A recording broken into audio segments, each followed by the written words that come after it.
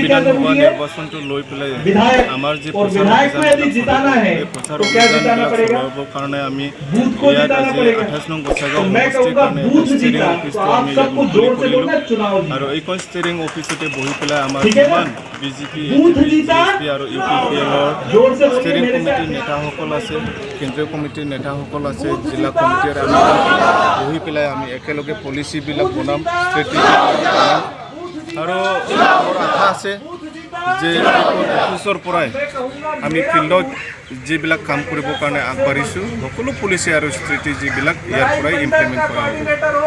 এই সমষ্টিখনৰ কোনটো ছেক্টৰত বা কোনটো ছাইডত আপোনালোকে দুৰ্বল বুলি অনুভৱ কৰে, কাম বেছি কৰিব লগা আছে?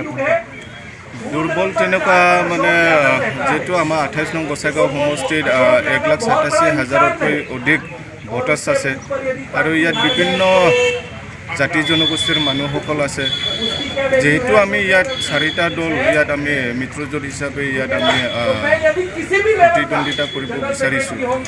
চ' তেনেকুৱা মানে আমাৰ বিজেপিৰ কেইটামান এৰিয়া আছে য'ত তেখেতসকলে কভাৰ কৰিব, UPPLে কেইটামান এৰিয়া কভাৰ কৰিব, AGP আমাৰ কেইটামান এৰিয়া কভাৰ কৰিব, GSP আমাৰ কেইটামান এৰিয়া কভাৰ কৰিব।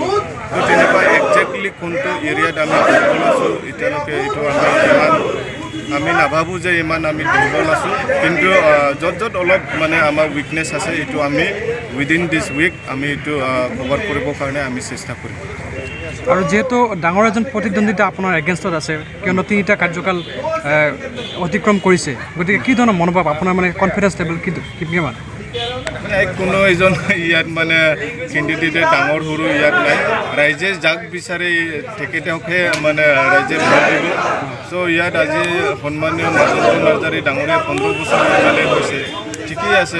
এই বুলি আমি নিজকে সৰু বুলিও নাভাবোঁ বা ৰাইজে আমাক যিহেতু মানে সঁহাৰি জনাইছে, চ' ৰাইজৰ আশীৰ্বাদত আমি জিকি যাম, এইটোৱে মোৰ দৃঢ় বিশ্বাস।